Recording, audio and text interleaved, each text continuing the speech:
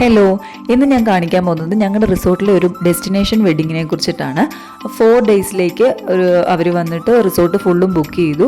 ഓരോരോ ഫങ്ഷൻസ് ആയിട്ട് ഓരോ ദിവസം നടത്തി. അതായത് haldi, mehndi, cocktail party, movie party അങ്ങനെയെല്ലാം നടത്തി. അതിന് അവരുടെ ബ്രൈഡും ഗ്രൂമും വന്നിട്ട് UK-US സെറ്റിലാണ്. ഫാമിലീസ് എല്ലാം അവിടെ തന്നെയാണ്. അതിനകത്ത് പെണ്ണ് മലയാളിയാണ്, പക്ഷെ അവരും UK സെറ്റിലാണ്. അതുപോലെ തന്നെ ചെക്കൻ വന്നിട്ട് UK കാരനുമാണ്. അപ്പോൾ എല്ലാവരും വന്ന് ഓരോരോ ഫംഗ്ഷൻസിന് വേണ്ടിയിട്ട് ഡാൻസും പാട്ടും ഒക്കെ ആയിട്ട് ഞങ്ങൾ റിയലി എൻജോയ് ചെയ്തു. പക്ഷേ എന്നെ ഇതിനകത്ത് ചിന്തിപ്പിച്ചൊരു കാര്യം എൻ്റെ പഴയ കാലഘട്ടത്തിലെ വെഡ്ഡിങ്സ് ആണ്. എന്ന് വെച്ചാൽ പഴയ കാലത്തൊക്കെ ഞങ്ങൾ ഹാളിലായിരിക്കും. ഞങ്ങൾക്കൊരു അത്താഴ സദ്യ എന്ന് പറഞ്ഞിട്ടൊരു സദ്യയും പിന്നെ ഫൈനൽ ഡേയും അതാണ് മെയിനായിട്ട് ഉണ്ടാവുക. അത്താഴ സദ്യ എന്ന് പറയുമ്പോൾ എനിക്ക് കല്യാണത്തെക്കാളും കൂടുതൽ ഇഷ്ടമായിരുന്നു.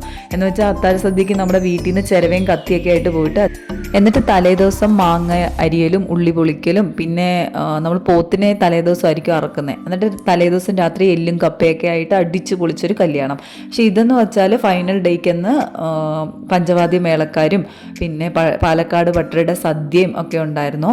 ക്രിസ്ത്യൻസ് രീതിയിലായിരുന്നു കല്യാണം, കാരണം അവർ ക്രിസ്ത്യൻസ് ആണ്. പിന്നെ ഫൈനൽ ഡേ ഹിന്ദുക്കളുടെ ആ ഒരു സദ്യ എന്ന് വെച്ചാൽ അവരെല്ലാം ഫോർക്കും നൈഫും ഒക്കെ യൂസ് ചെയ്തിട്ട് കഴിക്കുന്നവരല്ലേ. അപ്പോൾ അതിൽ നിന്ന് വ്യത്യസ്തമായിട്ട് നമ്മുടെ സദ്യ കൊടുക്കണം എന്നുള്ള രീതിയിൽ അവരങ്ങനെ സദ്യ ഏർപ്പാട് ചെയ്തു. എന്നിട്ട് രാത്രി ആയപ്പോഴത്തേക്കിനും DJ വിത്ത് കോക്ടെയിൽ പാർട്ടി ഉണ്ടായിരുന്നു.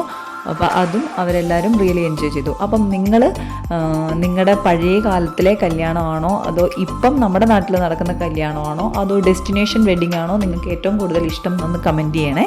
അപ്പോൾ അടുത്തൊരു വീഡിയോയിൽ കാണുന്നത് വരെ ടാറ്റാ, ബൈ ബൈ.